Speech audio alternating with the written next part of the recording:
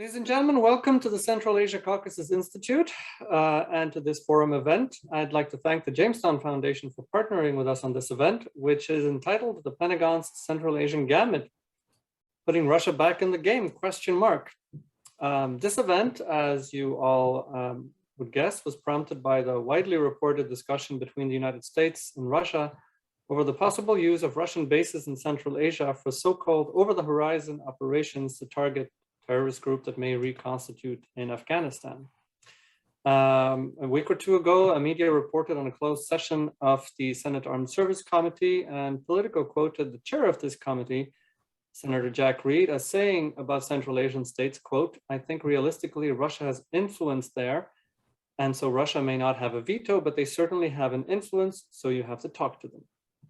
If we back up almost exactly 20 years, and recall that the US was developing a military presence in Uzbekistan and Kyrgyzstan after the September 11 attacks. At that time as well, Russia attempted to be an intermediary, in other words, to have the US deal with Russia instead of dealing directly with the independent states of Central Asia.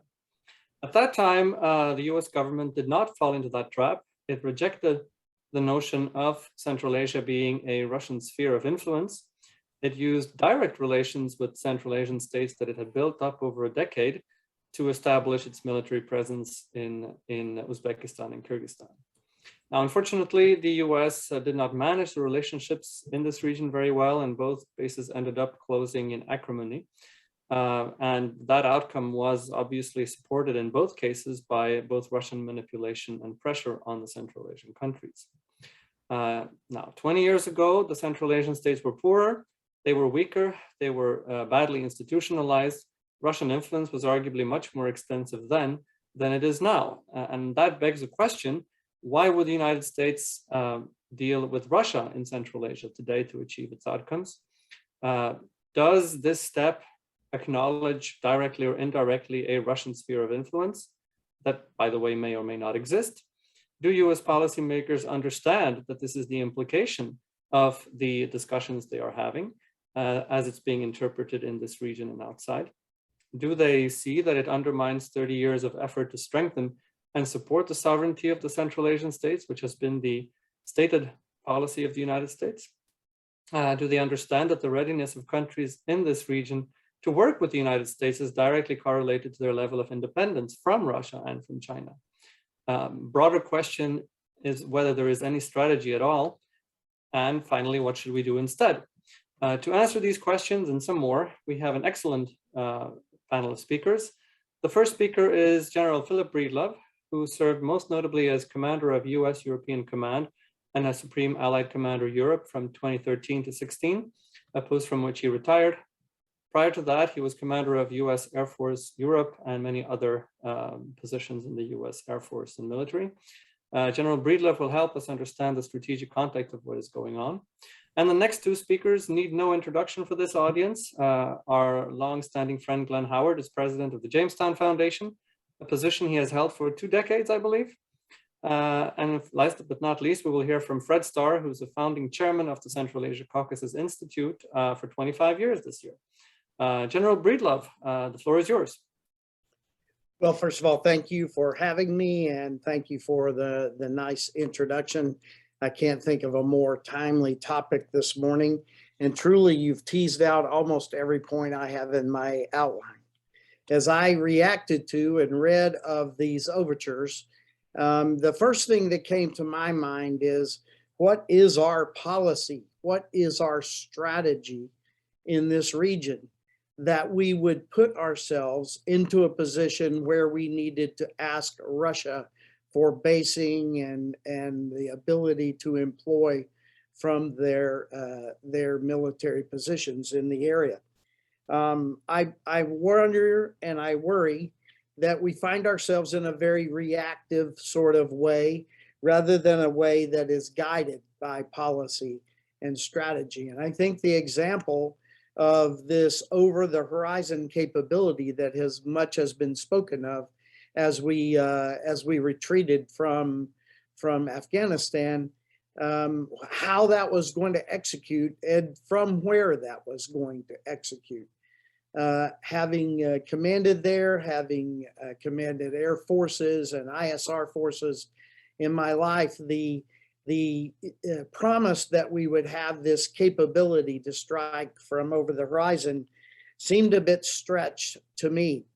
As you know, the great utility of ISR, intelligence, surveillance, and reconnaissance, is having a persistent stare at a target set. And from that persistent stare, being able to do very precise and very detailed and very informed targeting.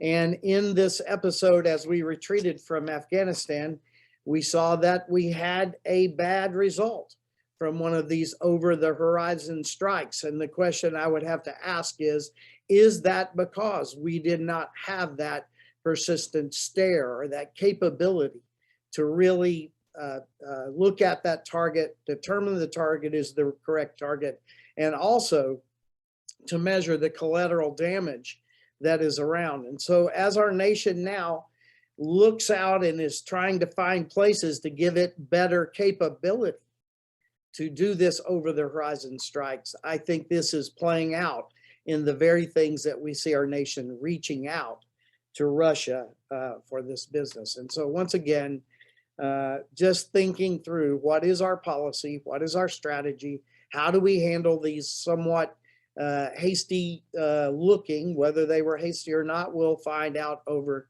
history, but these hasty looking decisions, and then how to execute them. In other words, have we developed and are we executing in accordance with a long vision for this part of the world?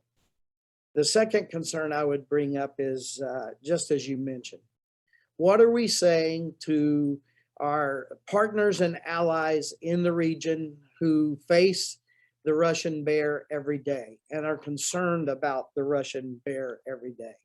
And some of those partners continue to be occupied by the Russian bear every day in Georgia, in Ukraine, and other places. What does this say that we are now having this level of conversation with Russia about our recognition of them and their sovereignty, and that their ability to self-determine in this future? And so I have long been an advocate for talking to Russia, but beginning in ways and places that would bring assurance to allies and partners, as opposed to possibly raising concerns by allies and partners, such as joint US-Russian basing. And then finally, as I should get off the stage, a big concern for me, and I've talked about this much, is that now across 3 administrations, we've seen a retreat of US leadership, and to a certain degree, a retreat of Western leadership. President Obama's second term was centered around closing down wars, not starting wars. And we saw what happened as we withdrew leadership from the Eastern Mediterranean and other places.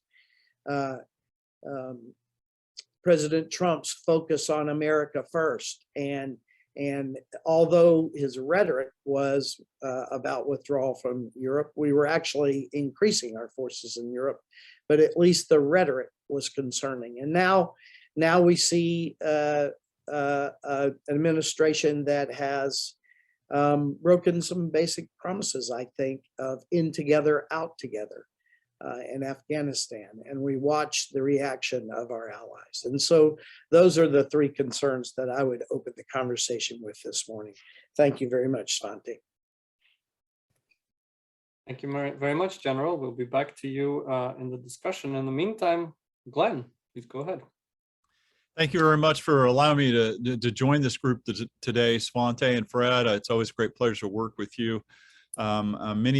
Many of you guys have been following the region for a long time, and so I'm very honored to be with you and to become engaged in this kind of discussion. I think many people were very quite concerned about what followed from the discussions in the Putin-Biden summit that occurred earlier this year. I think the thing that flowed from that was the first discussion was written about in the page of the Wall Street Journal by Michael Gordon. Michael Gordon certainly deserves some credit for writing about this and trying to gather some information about what exactly was transpiring in these talks. And when we've seen the discussions flow out of the Putin-Biden's summit from discussions about accessing those bases, and basically the Russians saying they weren't interested, to now the Russians are kind of giving some murmurings that they are under discussion, and they haven't excluded it, and so that the ideas are still there. So you know, the danger in this, as you pointed out in your opening, was when certain members of Congress, when they were questioning General Milley about what was going on in U.S. strategic thinking, in the vortex of the withdrawal from the Afghanistan, was really what are we trying to do in Central Asia with the Russians? And so we had the comment by Senator Reid that basically said that the Russians have influence there, and kind of whitewashing everything that we've known about the independence of Central Asia, that these are sovereign states. And yes, Russia does have interests there, but we showed and demonstrated in 9/11 that we were able to quickly strategically move to Central Asia. And for a long time, the jewel of the crown of U.S. air power in Central Asia was at Hanabad Air Base, K2 as it was known, in Uzbekistan, up until our departure from there after the incidents at Andijan erupted in Uzbekistan.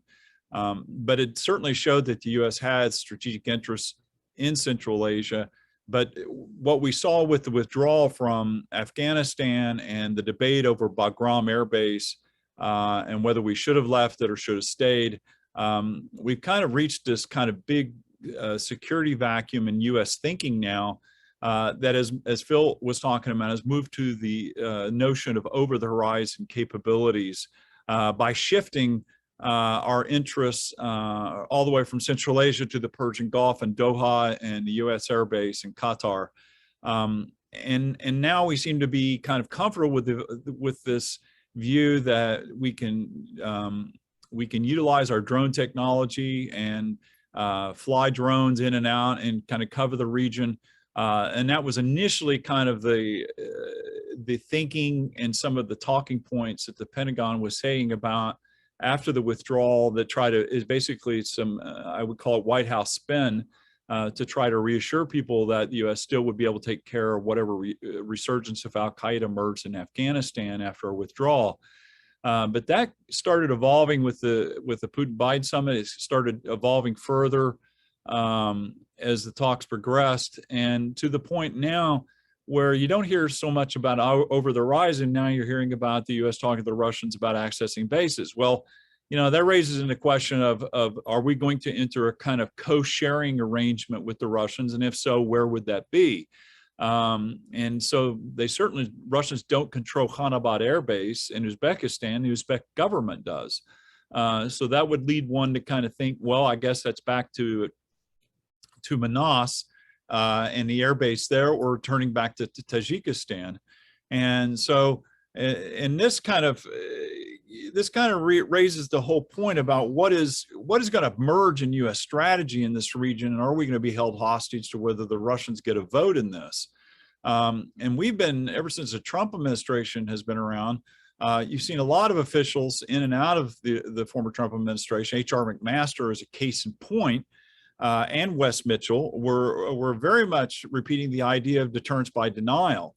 And so if we're talking about any form of deterrence against the Russians, then by basically, you know, vacating ourselves from Central Asia, we're basically throwing in the towel and saying, well, we're going to work with the Russians. But then that raises the question of, well, are we getting ready to make another Yalta? Are we getting ready to declare spheres of influence with the Russians and recognize their spheres of an influence?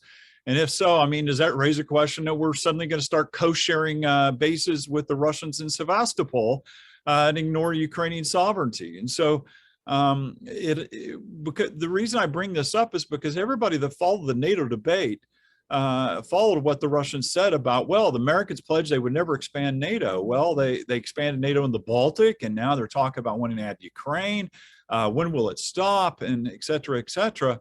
And if we start talking about recognize the spheres of influence by the Russians, then we're brought into the question, well, what happens when the Russians claim spheres of influence in the Baltic states again? I mean, are we going to suddenly throw in the towel on the Baltic states? And what does it mean for Ukraine?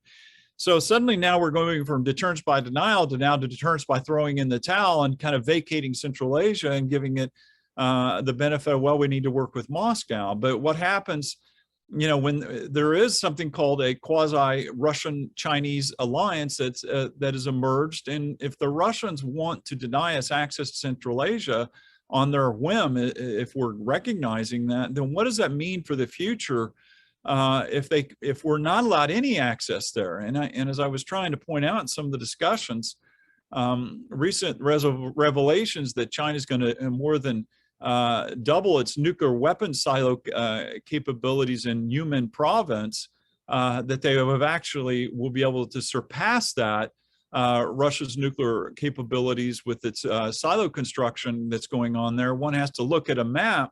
And sadly, I couldn't get my maps into the discussion, but they will be posted afterwards.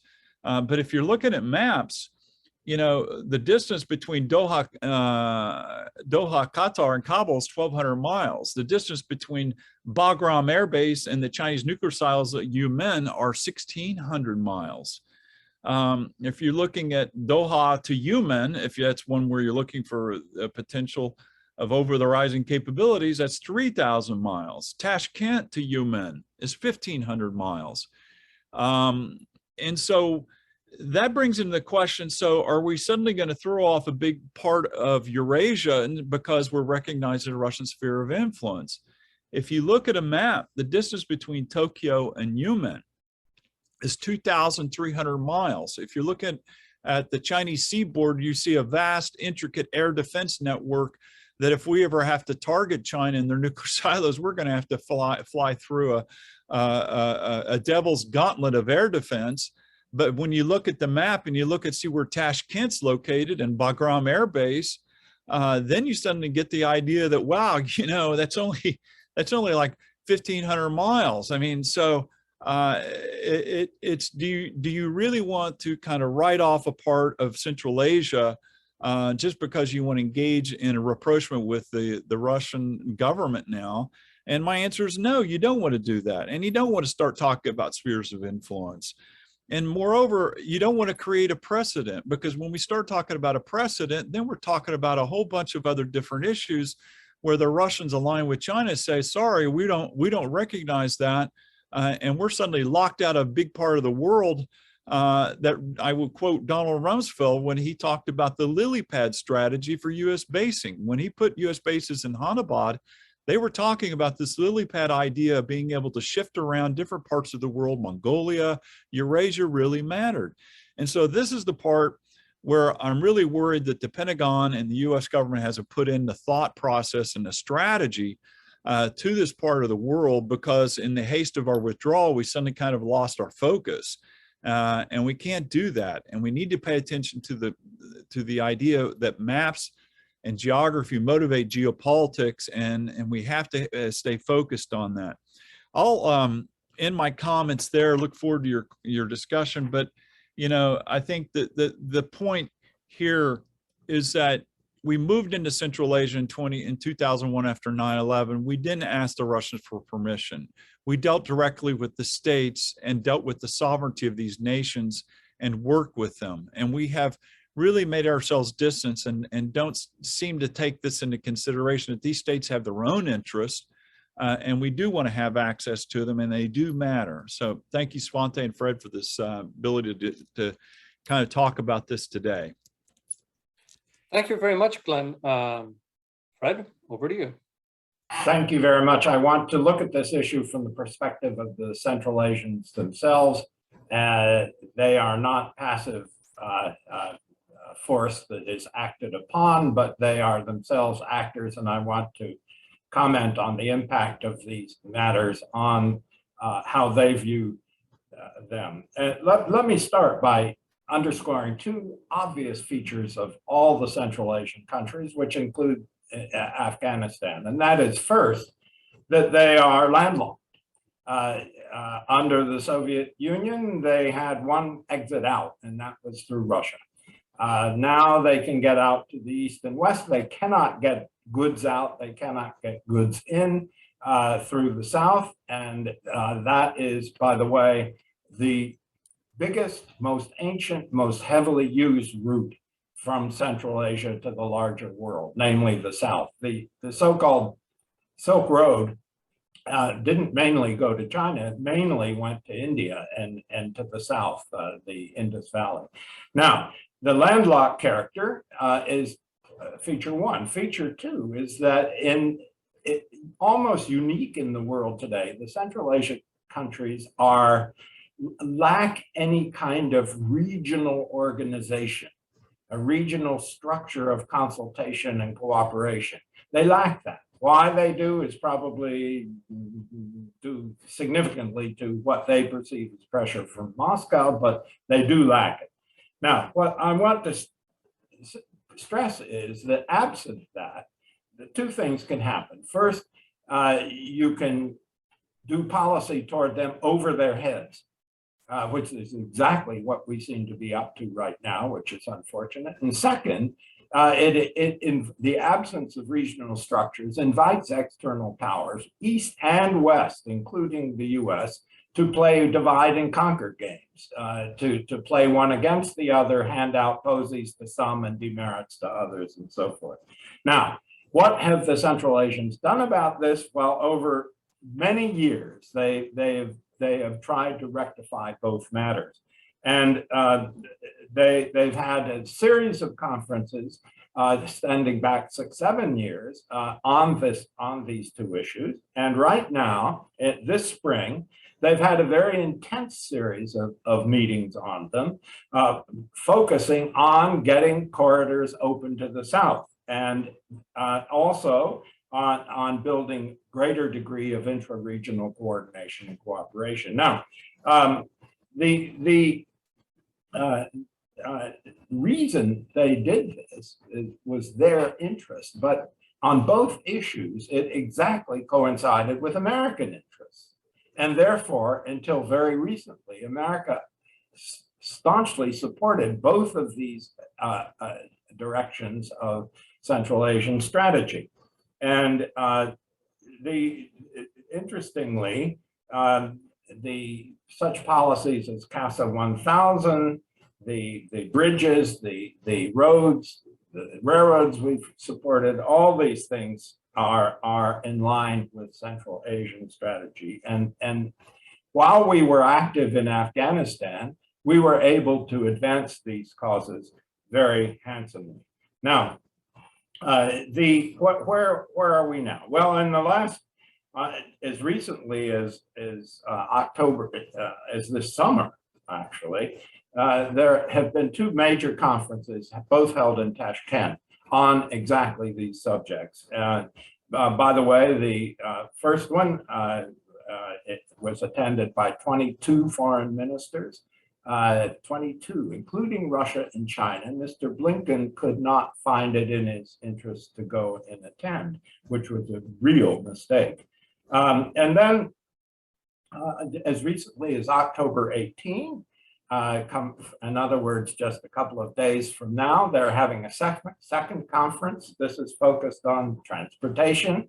And of course, to achieve opening transport corridors, they have to cooperate and coordinate among themselves. Now, what does this mean in a post-American Afghanistan? Well, the Central Asians have been absolutely clear what their interest is, and that it still involves opening major corridors to the south. As it is, the only route they have is through Iran. In a sense, by not supporting alternatives, the US is supporting the development of the Iranian port at Chabahar. So the Central Asians in a few days are having a major meeting on this issue of opening corridors to the south. Now, along these lines, the Minister of Foreign Affairs of Uzbekistan, Kamilov, has flown to Kabul. He said he'd be the first foreign minister to go there, and he was. And at that meeting, he has supported the continuation of the effort to build a railroad from Central Asia through Afghanistan to Peshawar, and from Peshawar it could then go to the two ports of Kabul and Gwadar.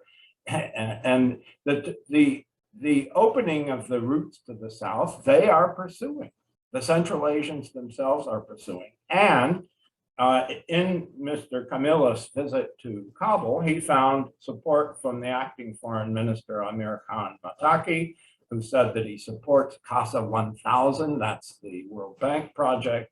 He supports the opening of that railroad and construction of it. And he also said that the new government will support new power transmission lines from Uzbekistan to the south, more commercial contacts with their neighbors and so on. And he also said we continue, as they have from the beginning, 25 years, to support TAPI, the trans-Afghan pipeline from Turkmenistan to Pakistan and possibly to India. Now, where does this take us?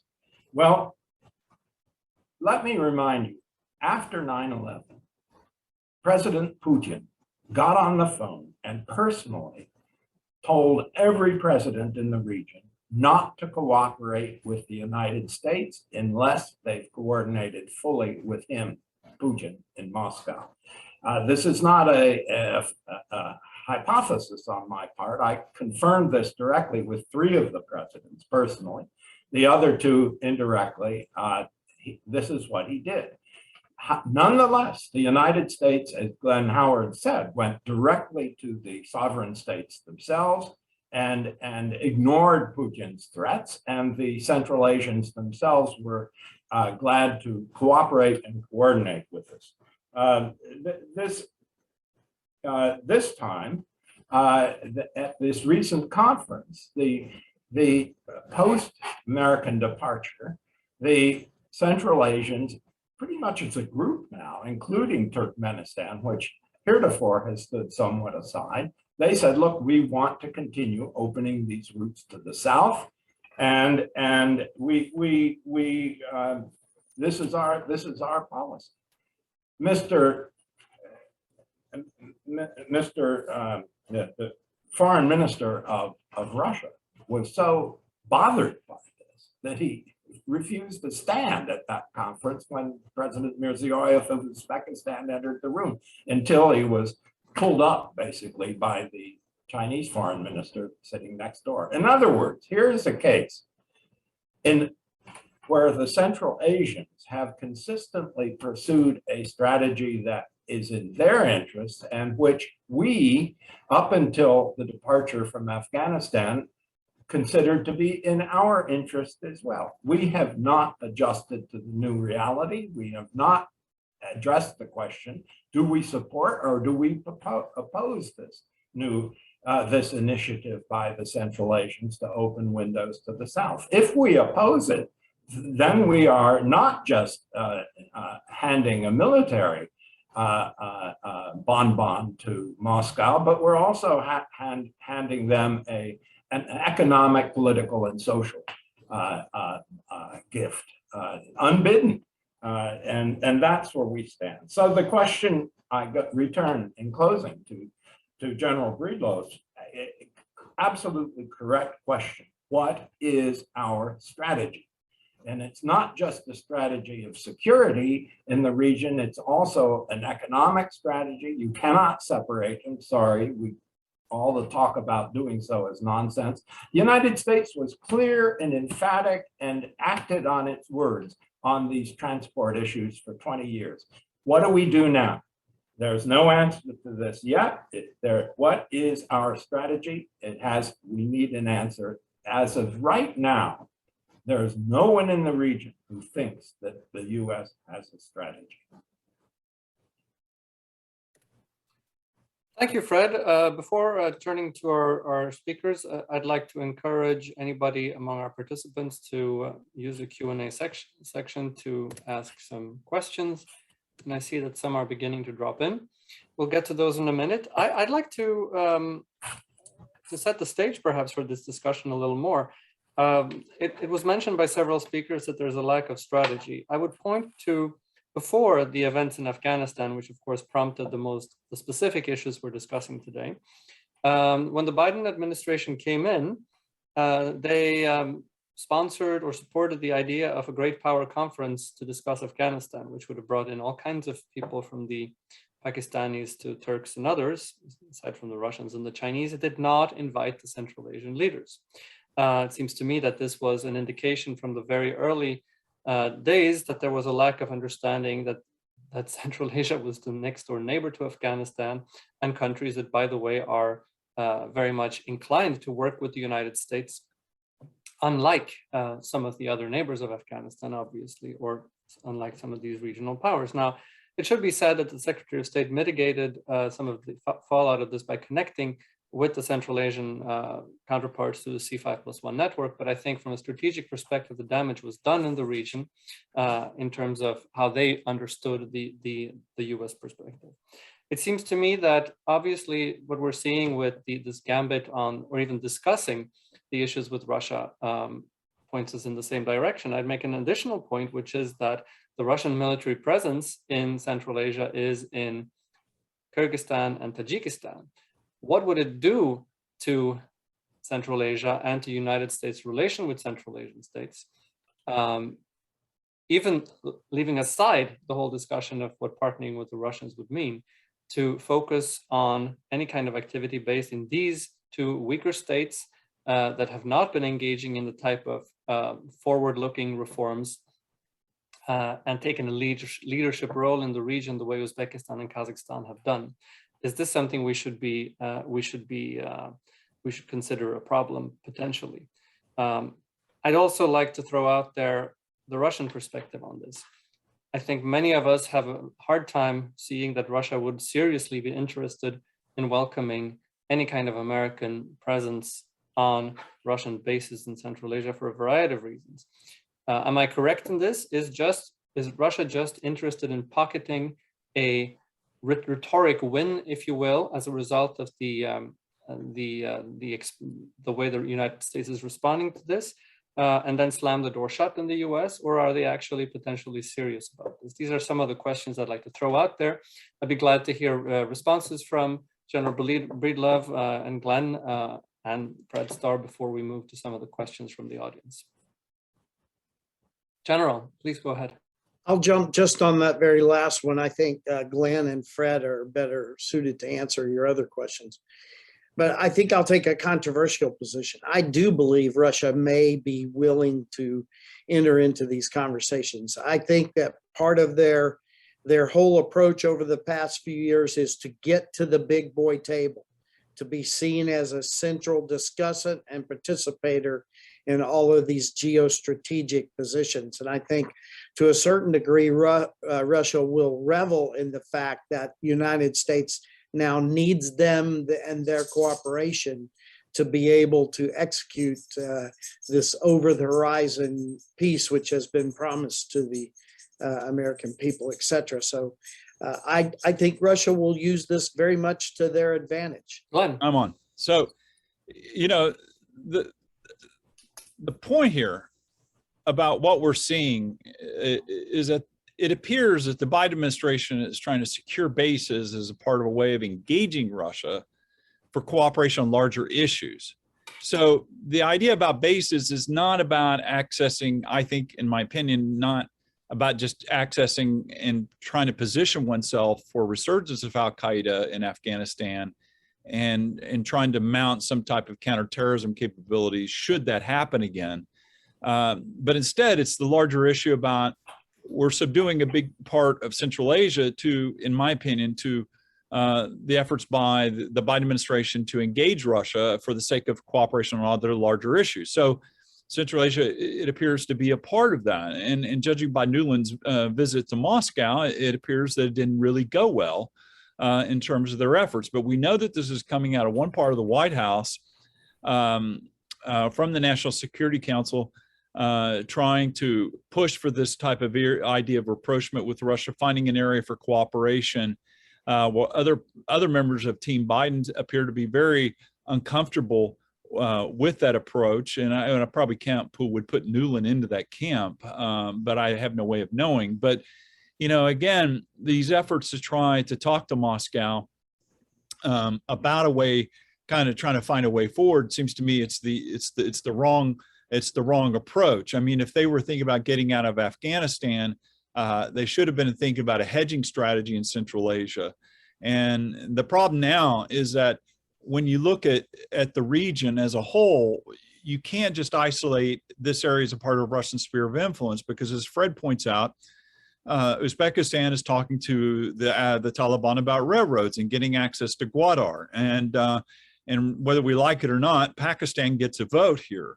And at any time we mention overrising capabilities, we're certainly not flying drones or flying over the airspace of Iran. We're flying over Pakistan, and we're asking them for permission to do that. So whether we want to work with Russia or we want to work with Pakistan, we had this whole problem with the Northern Distribution Network, if anybody is old enough to recall that, when the Khyber Pass and problems with Pakistan began. That's when began the whole idea of the Northern Distribution Network through Russia and approaching the Russians and trying to find a way to cooperate. And again, that went okay for a while with non-lethal assistance, but they never allowed us to do lethal material through Russia to Central Asia. So this is kind of a perennial problem that these administrations have. And I think yesterday it was Phil that who mentioned, if I can quote him, that this is not just beginning with this administration or the previous administration, but for several administrations, there seems to have been this problem in thinking about ways to approach the Russians, and it just hasn't worked out. So when we look at this area, we need to think about, what does Pakistan hold for us? Do we really write off Pakistan, or how do we work? We're not working, it's not going well with Iran. So how do we gain access to this region and also kind of alleviate some of the pressure on India? Because Pakistan is really the winner from the withdrawal, and we need to think through these things. And if obviously Central Asia was always an afterthought in U.S. thinking, and that's the sad part about it. I'll stop there. Right, over to you. Well, I'm sitting here wondering if anyone in Washington, where I'm sitting at the moment, has ever played chess or tennis or football, or for that matter, checkers, because in all of these activities, it's essential that you think of what the other guy is doing and why. What's his strategy or her strategy? Apparently, this isn't being done. Now, if we ask, how do all these people whom we're propose to act upon, how they're thinking, the answer is very clear. Go back to the late 1990s. Then Foreign Minister Kassym-Jomart Tokayev, now president of Kazakhstan, wrote a remarkable thick book. I don't think many people read it, but they derived from it one very important point, namely that the best way for these new states of Central Asia and Afghanistan after 9/11, the best way for them to make their way in the world as sovereign entities is to achieve a balance between their relations between China, Russia, the United States, Europe, and possibly in the future, India. In other words, balance. They weren't after strained relations with anyone, but positive, constructive, cordial relations with all their key international interlocutors, including the United States. Now, our problem is that we've never really understood this. And certainly this was not in anyone's mind, military or civilian, when we jumped out of Afghanistan with no forward planning and no forward strategic thinking. The effects of that is that we're forcing them to abandon what has been their very positive, constructive, and effective strategy for the last 20 years. And more important, we're also forcing any future Afghanistan to follow the same course. We cannot achieve balance between these major external powers if the United States isn't on the scene? If Europe isn't on the scene? No, we are destroying in these careless actions, each of which is we're responding only to a few immediate issues. But by failing to think strategically, we are in fact undermining and destroying the very constructive strategic concept that has prevailed across the region for the last 20 years, and into which Afghanistan became a partner for 20 years. We are ruling out the possibility of any future Afghanistan seeking balance among its external powers. We're simply handing the whole show to others. Good luck. Thank you. I will now turn to a couple of the questions from the participants, and whom I will paraphrase. One raises the question regarding Fred Starr's proposal of a U.S. economic strategy. How can it be implemented in the absence of dialogue with the Taliban and a mechanism to transfer funds to Afghanistan? That, I think, is one key question as we move forward. Another that is mentioned here is the silence of Central Asian states themselves to the comments that have been, or to the reporting about the U.S. discussions with Russia. I think it may be relevant for our speakers to go into a little bit of that. How should we interpret the silence of the Central Asians to mean that they don't really care, or are there constraints on their speech that we should be aware of, which my sense is that for 20, 30 years, we have not been aware of what the Central Asians feel comfortable saying publicly and not. Perhaps Fred or Glen or maybe General Breedlove could look at this. A third question, which I think probably is mostly directed to General Breedlove, is with the region likely to see renewed conflict and other conflict zones around Russia's periphery thawing, at what point is Russia simply unable to cope with their level of global military engagement? And I think this points us also to the broader question of a Russia that we see as a very strong and forward-looking actor, which may actually be much weaker than it appears. We'll take another round. General Breedlove, please pick up on anything of this that you might find relevant. Yes, so I'm going to dangerously wander off into something I'm not very good at, and that's economics. But I think that to one of the first questions, we need to be very careful. Our record of giving or transferring monies to former opponents or current opponents in hopes of changing their will or their approach to us, I think has never really worked well for America. And rather than wandering off into political discussions, which would then denigrate the value of this question, I don't want to talk to any single one, but money to the Taliban just rings very hollow to me immediately until we can figure out how that's going to work. I do not see them as a partner. I still see them very much as an opponent. I think once again, we have backed ourselves into a position where we have almost no other alternative. That is a result of, I think, a lack of long vision and strategy in some of the decisions that have been made, but this is water under the bridge at this point. So I think that before we start talking big chunks of money or economic aid to the Taliban, we need to have a better understanding of what that means and how it would, what are the strings attached to it than we have done in the past with other transactions. I think the question about Russian capacity is a good one. Again, this goes back to economics, maybe not so much military capacity, but more learned colleagues than I have said that Syria and some of the actions in Northern Africa and others, to include what Russia is still pouring into Ukraine, into the Donbass, and to the Ukrainian peninsula of Crimea. These things are stretching them economically, maybe more than militarily.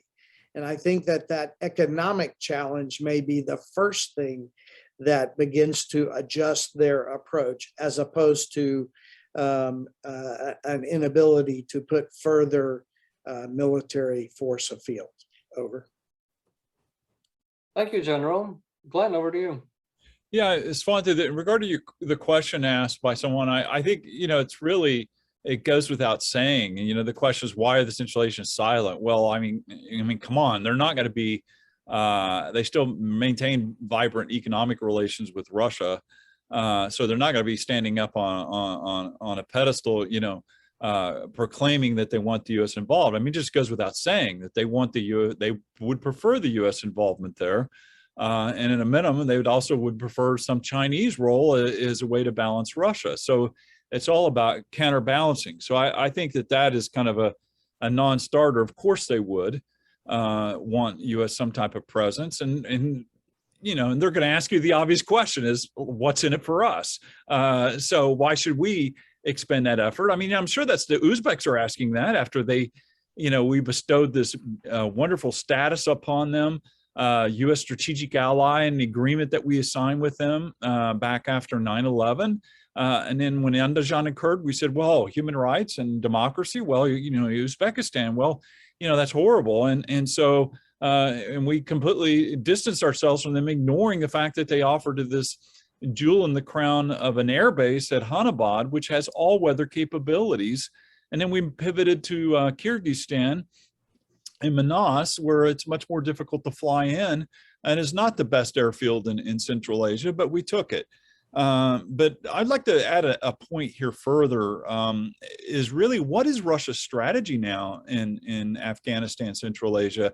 Because U.S. policymakers should be kind of stepping back a little bit and saying, well, okay, so we're trying to get access and work with Russia. Okay, so we'll get access to air bases in Tajikistan and work with the Russians in this.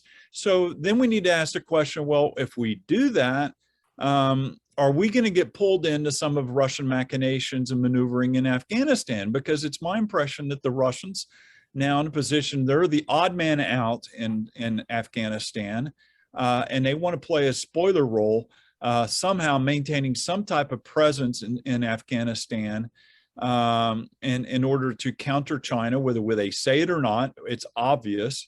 And they also want to counter Pakistan. So does the United States, if we go with an air base in Tajikistan, do we really want to get involved in the border conflict that's going on between Tajikistan and Kyrgyzstan? Do we want to be a party to that when we haven't been a party and played any role at all? And if the Russians are also using that in some way in any type of maneuvering in Afghanistan, we're going to be part of that. So these are the types of questions we need to stand back, ask the question, larger strategic question is about what do we really want to do, instead of kind of rushing off to try to find a way of approaching with Putin and restore U.S.-Russia relations and get a quick fix to this problem without it really understanding the Central Asia and the complicated relationships that exist in this region. Thank you, Glenn. Fred. Well, are the Central Asians constrained and under pressure? Of course, they are from all sides, including ours. But rather than think that they're just somehow timid and cowed into passivity, let me suggest that they may just be tactful. They may just be diplomatic. They have this strategy of balance, which requires good constructive relations with all their major external powers. And therefore, they're not out to offend any of them. And they've been pretty good at that, actually. And we're part of that. So let's give them credit for that. Now, also, there's been mention of Bagram and Hanabad repeatedly here. I'd just like to point out the obvious, that if the abandonment of Bagram was ill thought out and based on inadequate thinking and knowledge and strategy, so was the abandonment of Hanabad. Why? Because that was instigated by the U.S. reaction to events in Andajan in 2005, and about which we had extremely poor and inaccurate information at the time. We now know that it was a very different event than was described at the time and upon which we based our actions. So it's very similar, the departure from two bases: poor thinking, poor research, poor long-range thinking, and so forth. Now, that gets me to the question of Taliban. Is a choice between dealing with and not dealing with the Taliban? Well, in the long run, their own actions are going to be determinant on this. On the other hand, we have to be careful in thinking out what our real interests are. And remind you, South Korea was not always a happy, democratic, open society. We stuck it out there through some very, very bad years of bad government and undemocratic government and so on. I don't mean to compare that to Taliban. However, we have to be very careful in making these evaluations, and we have to do it in the cognizance that we're not acting in a vacuum. The money, the transferring money, we're not just saying, pass all their budget back to them that we have in the bank here. No, we're also, are we prepared to try to thwart the participation of international financial institutions in East and West in these transport and other projects in Afghanistan? And are we really prepared to accept the consequences of such an action on our part? In other words, the question of supporting the Taliban is much more complicated than are reacting to this or that really bad or atrocious action that they commit today or tomorrow. We have to think again, back to General Breedlove's urging. We have to think strategically. We have to ask what are our real goals and how do the tactical, do the tactics of the present advance or not advance those goals? Thank you. We have just a couple minutes left, so I'd like to throw to the three of you two questions or a couple of questions on which you could end with your thoughts. The first is, Fred asked, what should we be doing? I think that leads us to two things. First, how does the Central Asian region, which we're discussing today, including Afghanistan, in the long term, feature in the broader US interests in a time when we have said the strategic competition focusing on the Eurasian continent is the main issue facing the US national security interests? If that remains the case, how does Central Asia play in? Second, deriving from that, should the US even desire a military presence in Central Asia? Is that useful? What we've seen with the past of the US military presence in Central Asia is that it negatively affected our relations with the countries that hosted our bases. We've done much better in relations, for example, with Kazakhstan than we did with those that did not. And Kazakhstan, again, did not host an American base, whereas Uzbekistan and Kyrgyzstan did, and it led to a lot of trouble because that became the focus for all the other powers to try to undermine the US position in the region. I'll leave you with those two questions. How does the region fit into broader US strategy, and what should our aim be in terms of our relations with those countries? General. So I will start off by not talking about Central Asia at all, because you give me the opportunity. What should we be doing? I think right now we need to be looking introspectively at our relationships around the world and our reputation around the world. I think that having just come from Europe, where I attended two large security events and listened to our allies and others talk, they're really concerned about whither goes America, whither goes American leadership. Several of those nations were a part of those conversations where we said about Afghanistan, in together, out together. And these were their words. It was much more like in together and see ya when we executed how we do business. And so I think that right now, as the United States and America, as we deal with allies and partners around the world, we need to reestablish the concept that America is a serious nation, that it stands by its commitments, that allies and alliances mean something, and that our dedication to Western values and the centrality of the idea of democratic-like governments, these are all important, and that America stands behind them. And then we're just going to have to start rebuilding trust in that, because trust is earned, not given. And we've got to rebuild some fences that have been warped a little bit. I'll leave the other question for others since I've run on too long. Not at all, but thank you, General. Glenn, your thoughts? Yeah, I basically have one response, and that's China. I think that it's very clear that the Biden administration is following the Trump administration that in its same continued strategic approach to China and concern about China. And you can't have a maritime-based approach to deterring China and Taiwan and writing off all of Inter-Asia.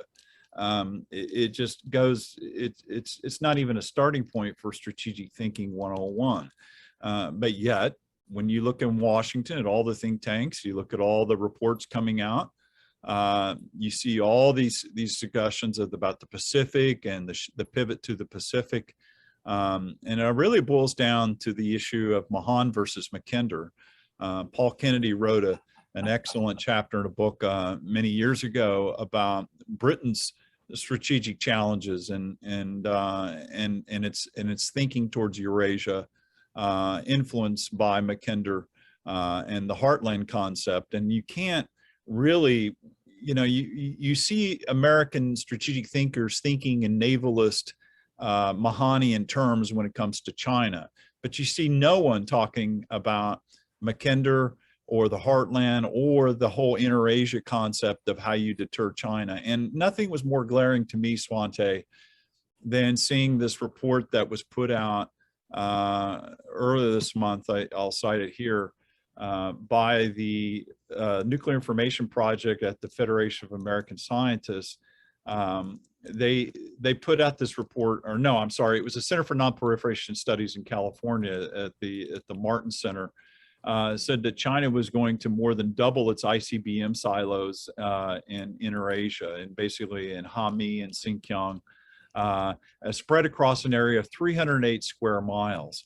And so and this is all in Inter-Asia, and if the United States is going to kind of continue to approach China from a perspective of a maritime perspective and just write off Central Asia, then they're really going to be in a quandary strategically. And I think that it's important that we take a step back and try to figure out where Central Asia is going to configure in this, and where do important countries like Uzbekistan, which are very important strategically in the overall scheme of things, and independent of Moscow, where those countries kind of fit within our strategic thinking, and even countries like Azerbaijan and its air bases in the Len-Karam Peninsula are certainly something that people should be looking at and thinking about. And certainly when we were in Afghanistan, we were stopping and giving overflights and getting refueled in Baku. I mean, people didn't talk about it, but we were. I mean, and this is not even a part of the discussion, because we're not looking at maps.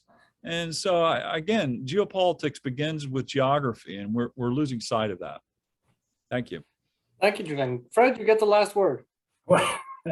Well, as you look over the past couple of years, and especially the past months, it's all been defined, and all the talk has been about tactics. This action, that action, what are you going to do tomorrow? How is it going to be reported in the press? It's all driven by very short-term thinking and by how it will appear in the press. What about strategy? Real strategy. Glenn Howard is dead right. General Breedlove is dead right. We have to, again, learn how to think about strategy. Now, on the question of China, very relevant. Yes, we can be we must be very concerned about what's going on in East Asia, Taiwan, and so on. However, it's worth looking at history, deep history. And one of the major turning points in world history occurred in Central Asia in 751 AD at a place near a town called Talas. Whether it occurred in Kazakhstan or Kyrgyzstan is a subject of much debate, but there was a great battle in 751, and the entire muscle of the then Chinese state was directed at that point, and it was resisted by a mass army of Turkic and Persianate peoples from Central Asia with a few Arabs, and they destroyed the Chinese army. This was one of the short list of major historical turning points, and it occurred on the territory we're discussing today. And it was a turning point in China's overall development in history. We have to be conscious of these possibilities. We can't let ourselves be driven by the latest news reports from further east, though important though they are. We have to also take this into account, take this region into account, take Central Asia into account, take Afghanistan into account as part of Central Asia inevitably. And then we can derive really sensible strategies upon which functional tactics can be developed. Thank you, Fred, and thanks to the three of you. I'd like to mention in closing that the Central Asia-Caucasus Institute is going to continue to explore exactly these type of questions, which include how other powers look at Central Asia, and also how the Central Asians themselves look at the new geopolitical landscape that most in this region seem to be observing, but we in the United States seem to be losing sight of. Actually, today we will be posting the first in a series of feature articles on the Central Asia-Caucasus analyst that will explore one by one these different countries, and we may then put them together in a volume. It's an article by Timur Dadabayev about Japan's approach to Central Asia. It'll be followed by other articles that cover all the powers involved: China, Russia, India, Turkey, Iran, and so forth. I encourage you to visit those websites, the Central Asia-Caucasus Institute's main website at silkroadstudies.org, as well as the cacianalyst.org, which features the continuous publication that we have ongoing. With that, I'd like to thank General Breedlove, Glen Howard, and Fred Starr for their comments. This is not the last you will hear on this issue, and we will seek to contribute to rebuilding this strategic approach to matters in general in U.S. foreign policy and Central Asia and the Caucasus specifically. Thank you very much. See you next time.